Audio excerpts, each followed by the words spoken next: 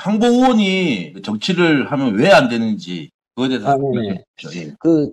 이제 정치를 하는 목적 자체가 이제 많이 변질됐습니다. 이제 어느 순간부터 제 생각에는 뭐 불륜 그 전후가 아니겠나 싶은데 이제 국리민복이 아닌 이제 사리사욕으로 정치하는 목적이 바뀐 거죠. 뭐 이런 사람은 정치하면 안 된다 이제 이렇게 생각하거든요. 왜냐면은 황보승인이 이제 원래 흑수저 출신이고 뭐 비록 구의원 시의원 정도 했지만은 20년 동안 정치하면서 뭐 부정축제라든지 뭐 이권에 개입한다든지 한 적이 없어요. 그러니까 아까 뭐 대표님도 말씀하셨지만은 돈을 모을 수가 없거든요. 재산 순위도 이제 최하위권일 수밖에 없는데 이제 이런 거를 이제 훈장이나 명예로 생각하지 않고 이제 수치심으로 이제 생각하기 시작한 거죠.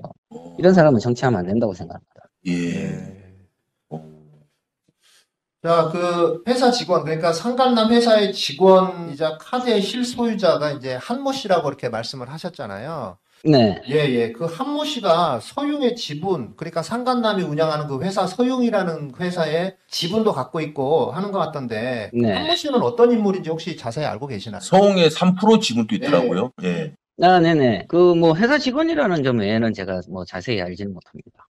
회사에서도 나름대로 어떤 역할을 하고 있다 또는 핵심적인 위치에 있다 뭐 이렇게 볼 수 있는 건가요?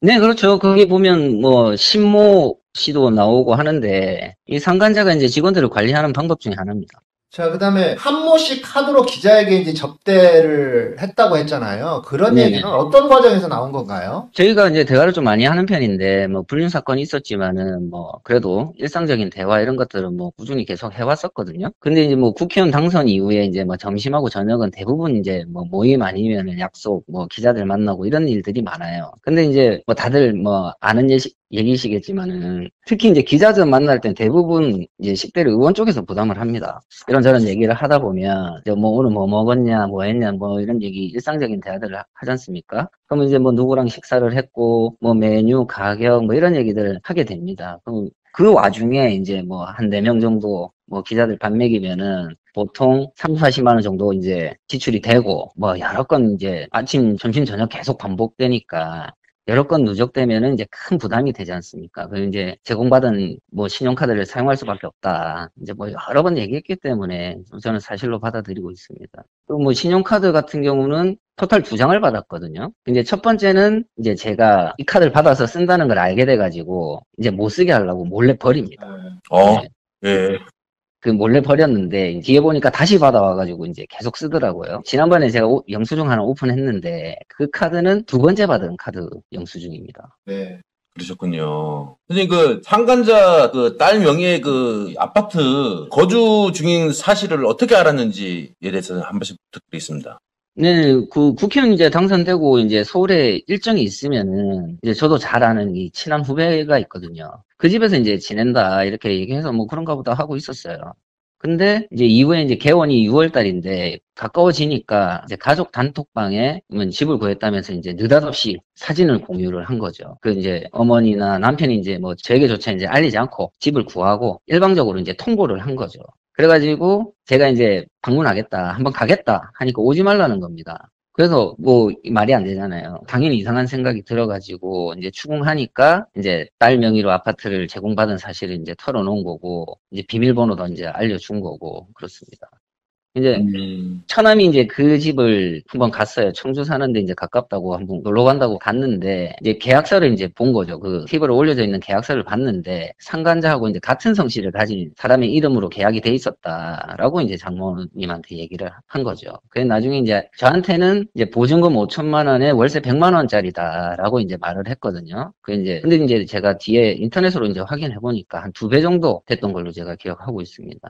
아이고. 그게 이제 제가 불륜 사실을 알기 전에 이제 이런 일이 벌어졌기 때문에 아마 작년 4월 말 아니면 5월 초 아닐까 뭐 시점은 그렇게 생각을 하고 있습니다.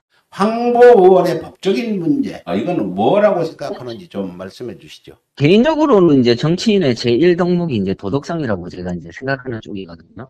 여기에 심각한 문제가 발생한 거고요. 제가 이제 뭐 법률가가 아니니까 정확히 알 수는 없는데 현행법으로 봐서는 뭐 정치자금법하고 김영란법 위반이라고 생각을 하고 제가 이제 뭐 확인한 바가 없는데 그래도 혹시 뭐 사업상의 편의를 봐주거나 뭐 관련해서 사람을 소개했다면은 뭐 뇌물이나 알선수재도 가능하지 않을까 그렇게 생각합니다. 선생님, 이거 궁금했습니다. 그, 신용카드하고 아파트 제공 외에, 한강남이 제공해준 뭐 다른 부분 좀 더 없을까요? 예, 그냥 뭐 보통 돈 많은 유부남들이 선물하는 것들은 다 했죠. 뭐 이제 혼마 골프채라든지 뭐 페레가모 블라우스라든지 뭐 불가리 뭐 액세서리 세트라든지 뭐 이런 거 선물로 받았습니다. 그다음에 뭐 벤츠도 사줄게. 벤츠를 사주고 이제 싶다 이제 한 거예요. 근데 타고 다닐 수가 없잖아요, 정치인이. 그래서 이제 받지 않은 부분이 있고요. 예. 이런 부분은 그 황보승이 사진 많이 찍혀 있잖아요. 그렇죠, 그렇죠. 기사에 뭐 많이 있을 거 아닙니까? 예, 예. 예, 보시면은 뭐 잘 아시는 분들 아마 금방 알아보실 겁니다. 이제 제가 이제 오픈하기로 마음을 먹었지 않습니까? 그러면 이제 어떤 방법으로 할 건지, 뭐 누구를 통해서 오픈할 건지 이제 이런 걸 제가 고민을 한 거죠.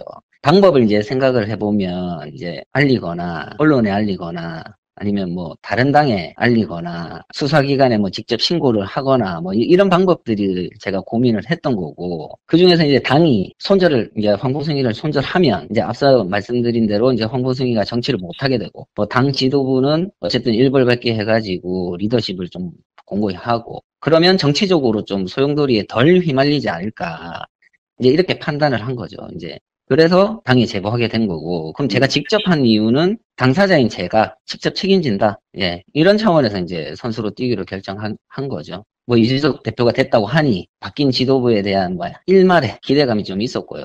근데 이제 뭐 국민의힘이 자정 능력이 없다는 사실을 이제 간과한 거죠, 제가. 그래서 이제 오늘날에 이르게 된 겁니다. 최초로 제보를 했을 때 당무감사위원회에다가 제보를 했던 건가요? 당무감사위원회가 아니고 산하에 당무감사실이라고 있습니다. 그 대표 직속이던데 제가 이제 홈페이지 보니까 그 당무감사실 업무 영역에 뭐 사회적 무리라든지 뭐 국회의원, 뭐 배우자, 당 관계자가 사회적 무리를 일으키거나 뭐 비리, 비위 사실이 있을 때 제보를 받고 조사하고 의뢰를 하고 뭐 이런 업무가 나와 있더라고요. 이게 딱 맞다 해서 제가 이제 당무감사실에 제보를 했고 제보해가지고 이제 그 이메일 보내는 게 있어요. 그건 수신 확인을 안 하더라고요. 그래가지고 제가 이틀 뒤에 기다리다가 이제 당무감사실에 전화해서 다른 얘기는 안 하고 홍보승인 관련해서 이제 감사 제보를 한 게 있는데 이게 접수가 됐는지를 확인해서 좀 연락을 해달라 했는지 묵사를 한 거고 16일 날 그래서 다시 한번 홈페이지에 올리고 오후에 이제 당대표 면담 신청을 하면서 뭐 오픈돼 있는 거와 마찬가지로 그 감사 제보 내용을 팩스와 이메일로 보내게 된 거죠. 뭐 국민의힘에는 충분히 시간적 여유를 가지고 이렇게 여러 차례 알렸는데 이준석 대표 당 비서실장 있죠. 서범수 씨라고 들어보셨죠? 이분이 지금 저희한테 얘기한 거는 일방적인 그 조성화 씨의 주장일 뿐이다. 이렇게 얘기했는데 이 부분에 반박을 좀 해주시죠. 네, 제 일방적인 주장이 맞죠. 아직까지는. 왜냐면은 당사자들이 공식적인 반응을 내놓지 않고 있잖아요. 가타부터 아무런 반응을 내놓지 않고 있으니까 당연히 일방적인 주장이 될 수밖에 없는 거죠.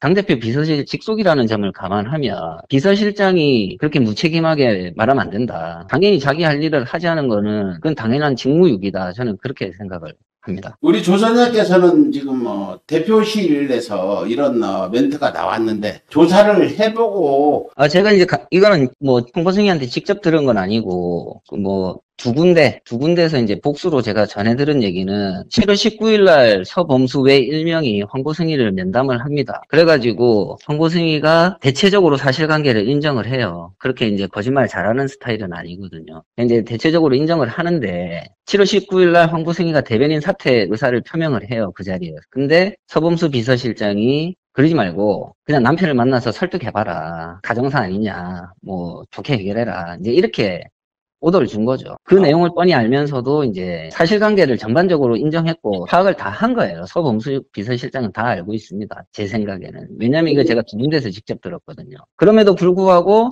가정사다, 뭐 개인의 문제다, 그렇게 뭐 일방적인 주장이다 라고 하는 거는 제가 볼 때는 책임 있는 정치인의 자세가 아니다. 그렇게 생각합니다. 우리 제보자님에 대해서 굉장히 응원글이 많아요. 우리 시청자분들에게 한 말씀 좀 부탁드릴게요. 이거 뭐 좋지 않은 일을 이제 알리게 돼서 죄송하고 또 이제 관심 가져주셔서 이제 감사드립니다.